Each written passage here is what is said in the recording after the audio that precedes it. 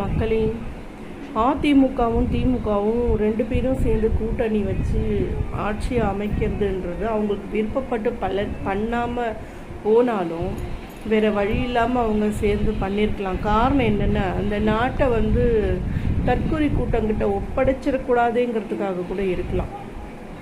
சரிங்களா? ஏன்னா இவங்க பண்ணுற வேலை, இவங்க பண்ண எல்லாமே உங்களுக்கு தெரியும். எலெக்ஷன் முடிஞ்ச உடனே அஜித்னு ஒருத்தன் திருவண்ணாமலையில் அந்த ஏதோ ஒரு பணி செஞ்சிட்ருக்காங்க, கட்டுற வேலை. அதுக்கு நீ எதுக்கு வேலை பார்க்குற, நாங்கள் ஜெயிச்சிட்டோம், இனிமேல் அது எங்களோட இதுன்னு சொல்லிட்டு சண்டை போட்டிருக்கான். என்னன்னே ஒரு முடிவு தெரியாமல். அடுத்து தாவேகா நிர்வாகியே ஒரு குழந்தைய நாசம் பண்ணியிருக்கான். அது இப்போ கேஸ் போயிட்டுருக்கு. கத்தியில் வெட்டியிருக்கான்னு கண்ட மாதிரி கேவலமாக எல்லாமே நடக்குது. சரியா?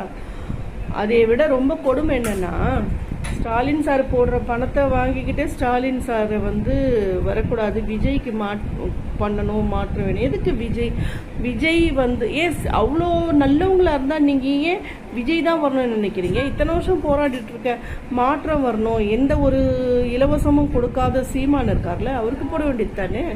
அவர் ஒரு தடவை கூட ஆட்சி செஞ்சு எதுவும் பண்ணி நீங்கள் பார்த்தது இல்லைல்ல, அவங்கள வர வைக்க வேண்டியது தானே. ஏன் விஜய்க்கு வரணும்? விஜய் நீங்கள்லாம் புகழ்ந்து பேசிக்கின்னு அவருக்கு ஆதரவாக பேசினா அவர் என்ன உங்களை கூப்பிட்டு கட்டி பிடிச்சி ஃபோட்டோ பிடிச்சி எல்லாம் உங்களுக்கு பண்ணுவாருன்னு நினைப்பா? அந்த ஒரு மனுஷன் எத்தனை பேர்கிட்ட தான் போயிட்டு நின்றுக்கிட்டு ஃபோட்டோ பிடிக்க முடியும்? முதல்ல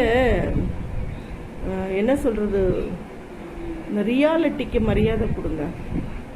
சும்மா கனவு கற்பனையிலேயே மிதக்காதீங்க. இத்தனை வருஷம் பாடுபட்ட இவங்க, அது அதிமுக திமுக ரெண்டு பேருமே சரி, யார் வந்தாலும் ஏதாவது மக்களுக்கு கொஞ்சம் நல்லது நடக்கும்.